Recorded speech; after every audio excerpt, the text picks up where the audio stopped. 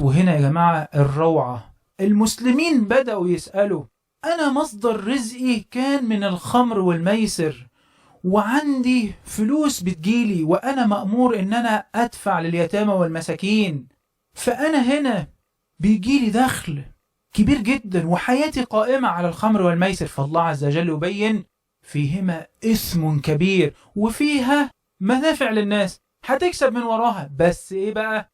الإثم أكبر من النفع، ولازم المؤمن يفكر في هذا التفكير، فيسأل المؤمنين بعديها: يا رب، طب أنا لو سبت الفلوس اللي جايالي من الخمر والميسر، الفلوس اللي عندي اللي باقية دي أصرف منها إيه ومصرفش إيه، مادام أنا مطالب بالحلال والحرام وتحري الحلال والحرام في الفلوس وفي الكسب، طب أصرف إيه عشان معيشتي وعشان حياتي؟ فالله عز وجل يقول: ويسألونك ماذا ينفقون، علشان ما يبقاش الموضوع هو منهك ومجهد للمسلمين.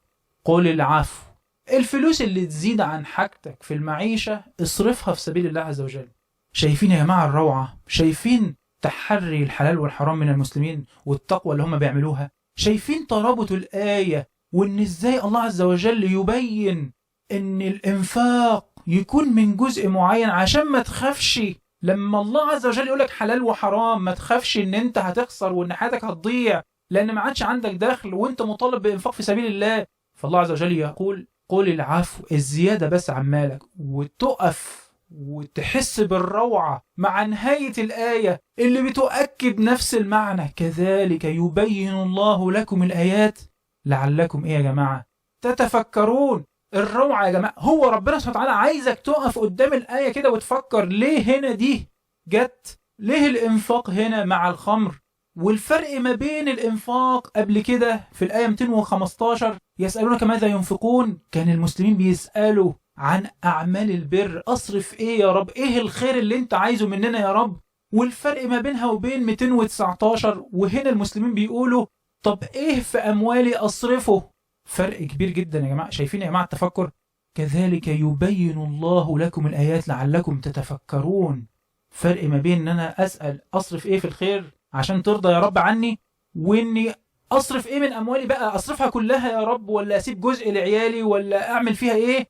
شيء يا جماعة مهول مبدع، نسق للآيات في منتهى الروعة.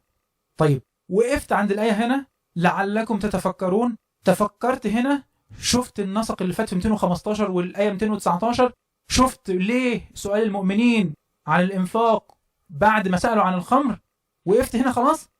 يجي الجزء من الآية اللي بعديها على طول 220 في الدنيا والآخرة. ودايما احنا بنقراها: طب يعني كنا نضيف في الدنيا والآخرة دي على الآية اللي فاتت. يا جماعة النسق مبدع يا جماعة. خلاص انت تفكرت في اللي فات، اضيف لك بعد جديد بقى للتفكر، اضيف لك بعد جديد ان انت بعد ما تفكرت في اللي فات ده كله، عايزك بقى تتفكر ان لما تيجي تاخد قرار في حياتك وتحكم على اي شيء يكون عندك المرجعية، هذا الشيء بينفع في الدنيا ولا بينفع في الآخرة. شيء رهيب يا جماعة، شيء رهيب ان لازم تقف عند نهاية الآية اللي فاتت عشان تستمتع بعظمة الآية ونسق الآية. وبعد كده لما وقفت وانتفعت وتفكرت مباشرة بعد تاني خالص، ان اي حكم بقى خلاص بشكل عام، اي حكم في الحياة لازم تتفكر الحاجة دي تنفعني في الآخرة ولا لا. والله يا جماعة لما الواحد يقف في قيام الليل، بالذات في قيام الليل، لان الواحد بيبقى عنده وقت وحاسس ان هو مش مستعجل وعايز يستمتع بالآيات ويشوف النسق ده، وفعلا تبقى انت واقف عمال تقول الله أكبر الله أكبر وتعظم الله عز وجل بهذا النسق المبدع المهول.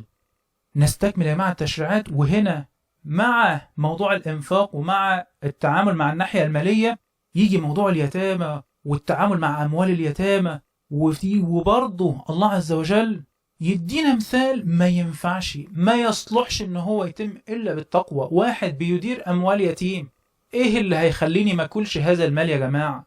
إيه اللي يخليني ما أزودش عن الحق اللي مسموح ليا؟ التقوى يا جماعة. مستحيل مستحيل حد يطبق تشريعات ربنا سبحانه وتعالى إلا بالتقوى، ومستحيل حد يطبق تشريعات ربنا سبحانه وتعالى وما يوصلش للتقوى. احنا مفتقدين المعنى ده. وبعدين ينتقل الأمر لتشريعات ضخمة جدا في الإصلاح الأسري. وهنلاحظ يا جماعة آيات طويلة جدا ودقيقة جدا وبتدخل في أدق الأمور عشان نشوف يا جماعة إزاي إن هذا المنهج هو منهج شامل بيتناول أدق الأمور البسيطة جدا وأعظم الأمور في الدولة. وعشان نعرف إن إصلاح المجتمع، وإحنا لسه في أول سورة بعد سورة الفاتحة، إصلاح المجتمع يا جماعة هو أول طريق الإصلاح لأي أمة. وشوفوا يا جماعة دخول التشريعات في الجواز: ولا تنكحوا المشركات حتى يؤمن ولا أمة مؤمنة خير من مشرك، وهكذا. تتجوز مين وما تتجوزش مين. بعد كده المحيض، ايه فترة المحيض دي، وأمر باعتزال النساء في المحيض، والحاجات اللي بيكتشفها لسه العلماء لسه حديثا عن خطورة الجماع مع المرأة في أثناء فترة الحيض. ولما تطهر النساء تأتيهم من حيث أمركم الله، في القبل مش في الدبر.